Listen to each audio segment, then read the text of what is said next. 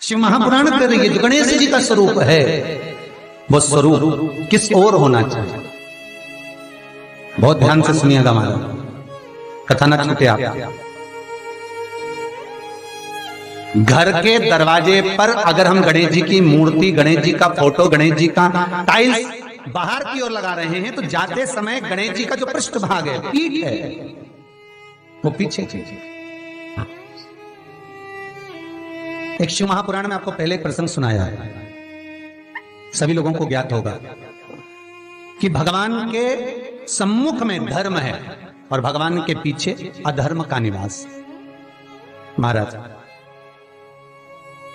ये दुनिया के लोग जो भगवान की परिक्रमा करते हैं ना, जितने भी लोग भगवान का परिक्रमा करने जाते हैं, मंदिर जाते हैं, परिक्रमा करते हैं, ये लोग मंदिर में जाकर जब पीछे प्रणाम करते हैं तो कभी मौका मिले तो एक बार इनसे पूछना जरूर कि भैया आपने कोई शास्त्र, आपने कोई पुराण कभी पढ़ा है, आपने शास्त्र पुराण का स्मरण किया है? हमारा कोई शास्त्र, कोई पुराण, कोई वेद यह वर्णन नहीं करता कि मंदिर के पीछे हम प्रणाम करें, हम मंदिर के पीछे नमन करें, हमारा शास्त्र वेद वर्णन नहीं करता। और देखे तो लक्ष्मी ने कहा, प्रभु जब गणेश जी के सम्मुख में रिद्धि सिद्धि, श्री, तुष्टि, पुष्टि, शुभ लाभ, सारे धन देने वाले, संपदा देने वाले जब गणेश जी के अग्रण्य रहेंगे तो पीछे बिठाने में क्या दिक्कत है? आप बर दे दो। भगवान विष्णु ने तथास्तु कह दिया, दरिद्रता दुख तुम्हें बर देता हूं कि तुम गणेश जी के पृष्ठभाग में विराजमान होगे। इसलिए निवेदन है, मंदिर में नहीं, घर के अंदर, घर में जहां सबसे आगे फ्रंट में गणेश जी की टाइल्स, गणेश जी की मूर्ति, गणेश जी का फोटो प्रथम भाग में बिल्कुल बाहर फ्रंट में घर के दरवाजे के नहीं लगाने। क्यों? जब जाओगे तो पृष्ठभाग गणेश जी का तुम्हारे जाते समय पड़ेगा। जीवन में दुख, तकलीफ, कष्ट आते ही रहेंगे। जीवन में कभी भी आप करोगे बहुत कुछ, फैक्ट्रियां भी खोल सकते हो, दुकान भी खोल सकते हो, कार्य भी बड़ा कर सकते हो, पर सफलता नहीं मिल सकती, सफलता नहीं। और यदि आपके घर में पहले से टाइल्स लगी है, मूर्ति लगी है गणेश जी की, हटा नहीं सकते, तो निवेदन है एक फोटो गणेश जी का जब बाहर निकलो तो अपने, जब उधर फोटो लगाए तो एक फोटो बाहर जाते समय अंदर की ओर मुख करके लगा दीजिए, उससे वो दोष समाप्त हो जाता है। महाराज, वो दोष समाप्त। गणेश जी अगर लेकर आ रहे हैं तो बैठी हुई मूर्ति लेकर आए, और गणेश जी लाए मना नहीं है। गणेश जी जब लेकर आए तो घर में बिठाने के लिए ला रहे हैं तो राइट सूंड का गणेश लेकर आए, सीधी हाथ का। आपका सीधा हाथ देख लेना, उसी के हिसाब से गणेश जी को अपनी ओर रखकर, या गणेश जी का सीधा हस्त कमल देख लेना। आपका तो उल्टा मान्य होगा जब आप देखेंगे तो गणेश जी का जो सीधा हस्त कमल हो उस साइड अगर गणेश जी की सूंड है तो वो सूंड का गणेश घर के अंदर विराजमान हो। उल्टी सूंड का गणेश, लेफ्ट सूंड का गणेश, ये गणेश व्यापार, व्यवसाय, फैक्ट्री, दुकान, बिजनेस, ऑफिस जगह पर विराजमान हो। बहुत ध्यान देना, उल्टी सूंड के गणेश बहुत कम बनते हैं। क्यों कम बनते हैं? इसका शास्त्रीय प्रमाण है। कभी किसी मूर्तिकार के पास जाना और मूर्तिकार के पास जाकर पूछना, भैया तुम उल्टी सूंड का गणेश क्यों नहीं बनाते? जितने भी बनते सीधी सूंड के बनते।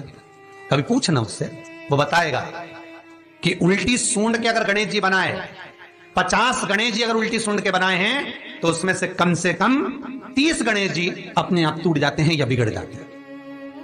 ये शास्त्रीय है। उल्टी सूंड का गणेश बहुत कम पक पाता है या मिट्टी का बन पाता। और यदि आपने अपने हाथों से भी उल्टी सूंड का गणेश मिट्टी का बनाया तो 10 दिन पूजन करोगे, 10 दिन के अंदर वो मूर्ति, वो सूंड, वो गणेश जी चटक जाएगा।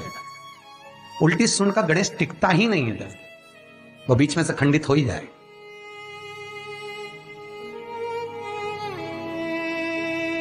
वो तो स्वयं गणेश जी कृपा करें, स्वयं विनायक कृपा करें और उल्टी सूंड के गणेश जी अपने को मिल जाएं और वो गणेश जी हमारे घर में आ जाएं तो वो फिर नहीं चलता। सीधी सूंड के गणेश जी को मनाने के लिए महाराज मंत्र की 50 माला करना पड़ती है, तो समझ लो सीधी उल्टी सूंड के गणेश जी को मनाने के लिए मात्र 5 माला में भगवान गणेश प्रसन्न हो जाते हैं। अर्थात उल्टी सूंड का गणेश शीघ्र प्रसन्न होता है। महाराज, ब्रजमंडल में जब कभी जाओ, मथुरा के पास में वृंदावन से आगे लोहवन पड़ता है। कौन सा वन है? लोहवन। वृंदावन से कुछ थोड़ी दूरी पर लोहवन है। उस लोहवन में जाना, जैसे निकुंज वन में गए, भांडेर वन में गए, आप लोग कई बार दर्शन करने गए होंगे, तो लोहवन में जाना और लोहवन में जाकर थोड़ा सा सरसों का तेल लेकर अपने ऊपर से 21 बार उतार कर लोहवन में भगवान शिव का स्मरण कर कर, यमुना का स्मरण कर कर, विष्णु और कृष्ण का स्मरण कर कर, वो तेल सामने एक मूर्ति मिलेगी जिसका शीश नहीं होगा, उस मूर्ति पर चढ़ा देना। इसका भी चरित्र शिव महापुराण में आता है महाराज, इसका भी व्याख्यान आता है उस मूर्ति का है।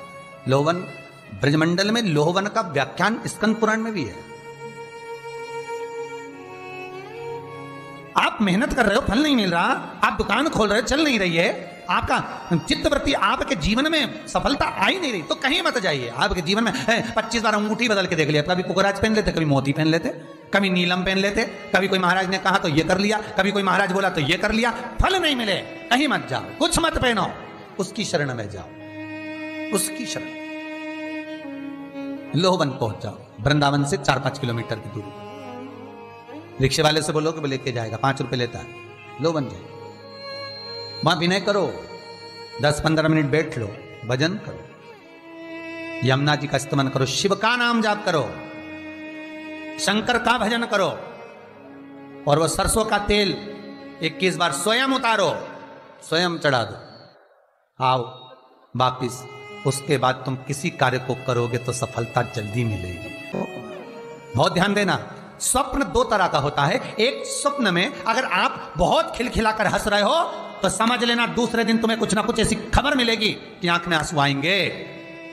स्वप्न में आप अपने आप को अगर हंसता हुआ देख रहे हो, किसी को खिलखिलाता हंसता हुआ देख रहे हो, तो दूसरे दिन कुछ रोने की खबर मिलेगी, कोई दुख होगा, कष्ट होगा, तकलीफ होगा।